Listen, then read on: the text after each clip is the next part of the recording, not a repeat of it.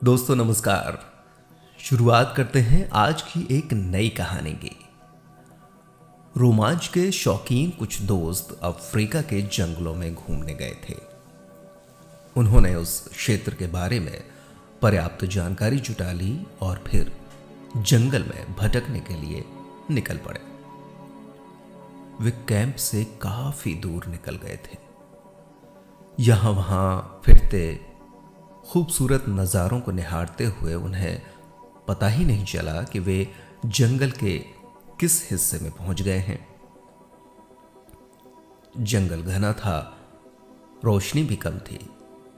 इसी बीच वे एक नई दिशा में बढ़ने लगे। अब उनका लक्ष्य किसी भी तरह वहां से बाहर निकलना था। जब एक पगडंडी दिखी तो दोस्तों की खुशी का ठिकाना नहीं रहा। वे उसी राह पर बढ़ चले। लेकिन यह क्या, कुछ दूर जाने के बाद पगडंडी दो भागों में बंट गई थी और सामने एक जंगली खड़ा था। उन लोगों को इतना पता था कि जंगल में दो जनजातियों के कबीले हैं। दोनों लगते तो एक समान हैं, पर उनके स्वभाव में जमीन आसमान का अंतर है। एक कबीले में अगर कोई अजनबी पहुंच जाए तो वे उसका खूब स्वागत सत्कार करते हैं। इसके उलट दूसरे कबीले में भूले से भी पहुंच जाने वाला व्यक्ति जीवित वापस नहीं आता। वे उसे मार कर खा जाते हैं। उनमें एक और फर्क था।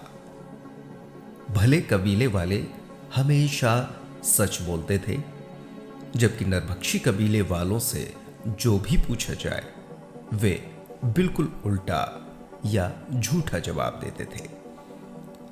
समस्या विकट थी। रास्ते दो ही थे।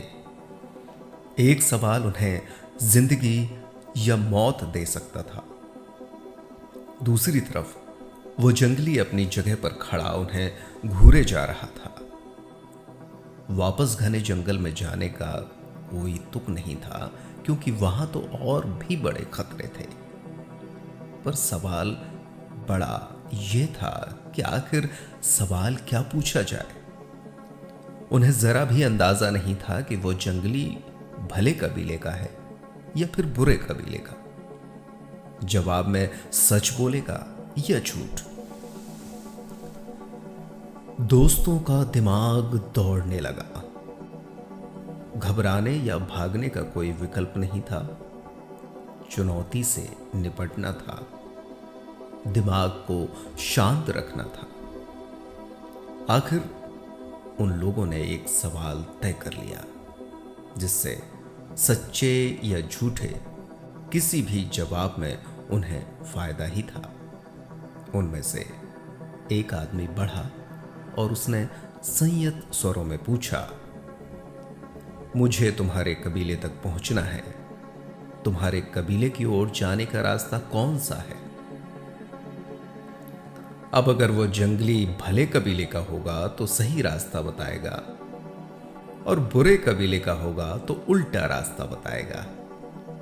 यानी कि दोनों ही शक्ल में उन लोगों को भले कबीले का रास्ता मिल जाएगा। तो कहानी बस इतनी थी, लेकिन आपको सीख दे जाती है कि ऐसी परिस्थितियों में भी दिमाग का थोड़ा सा इस्तेमाल अगर करें तो बड़ी मुसीबतों से भी छुटकारा पाया जा सकता है।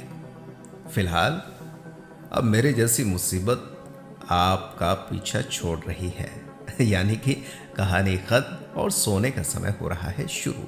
तो देर किस बात की। नमस्कार, शुभ रात्रि, शब्बा खैर।